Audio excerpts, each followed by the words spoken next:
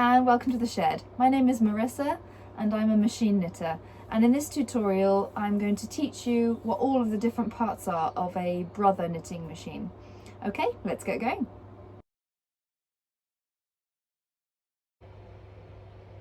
So this is my brother 881 and it has very similar parts to the Knitmaster, but I'm going to point out the main differences. So to start with, you've got these buttons at the front here, and they are what control the functions of your machine. So we've got tuck here, and the center one, that's for when you do Fair Isle, and then you've got these two partial buttons. So on the Knitmaster there were partial levers at either side, but there's just these buttons here for that.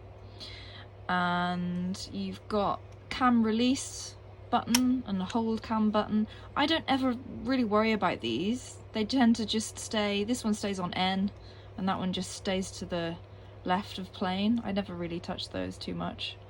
On the top you have, the first one at the top there is carriage release. So when you have a jam, you turn it all the way to the CR and then you should be able to lift the carriage up and off. You've got SM, which is single motif, so that's when you perhaps want to work on like a big motif in the center of a jumper.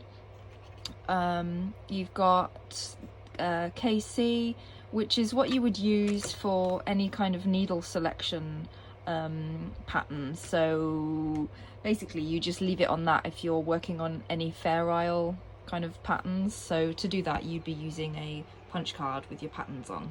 So whenever you use a punch card, you want that one there. For just regular, normal knitting, just have it in the NL.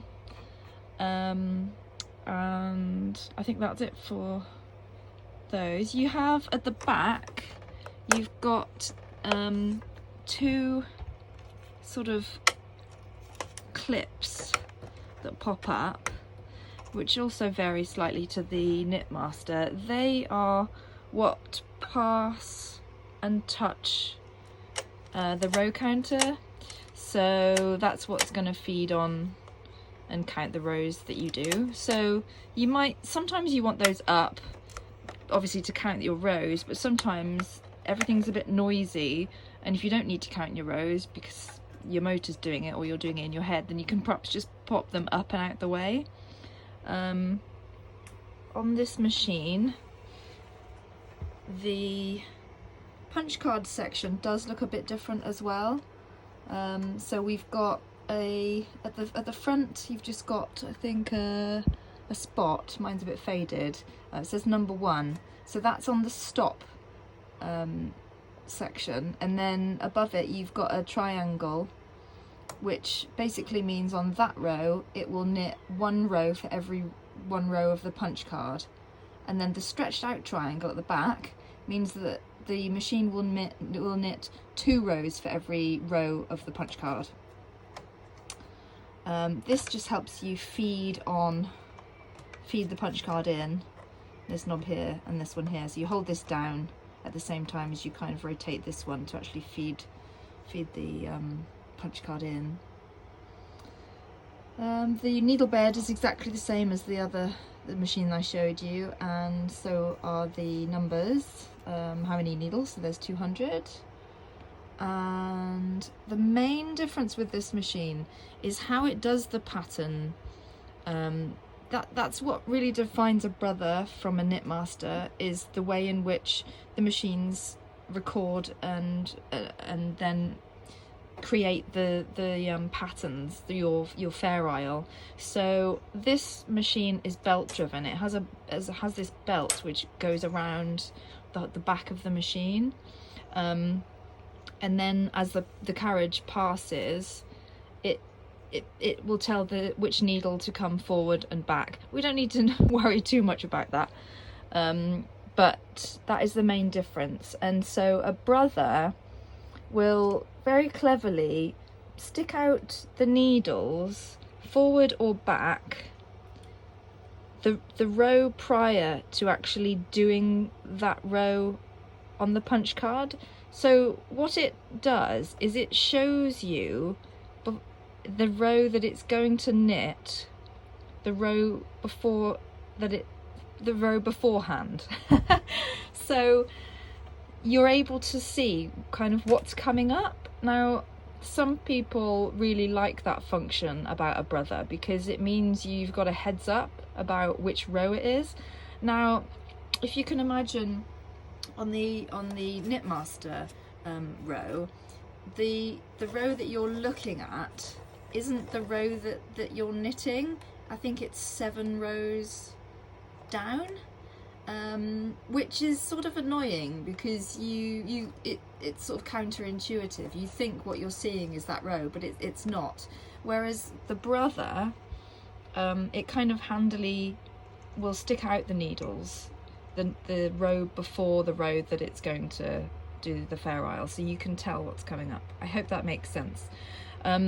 Again, this part, a bit similar to the other machine, the Knitmaster 360. It's something which would have rolled on a pattern to show you which row you are on the pattern, and it's something that I have never used, and again, it's not really necessary. You can follow patterns from books or even make them up.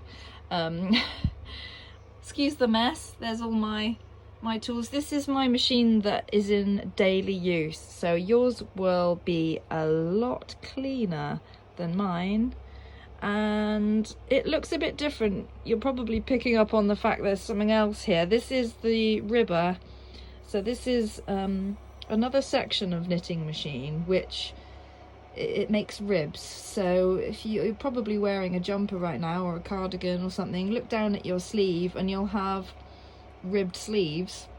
Now that's how they're made, so you have to have an additional bed, and what happens is the needles go in between each other, so one's knitting on this side and the needle's knitting on this side, create this lovely ribbed structure. So that's what that is, but I'll explain about ribbing another time. My machine that you're looking at is also tilted up slightly. It's not flat to the bed, and that's because I have the ribber on the front, and also you might think, oh, my machine hasn't got this bit. Well, no, it won't, because I'm also using a motor. Now the motor doesn't magically knit for you, unfortunately.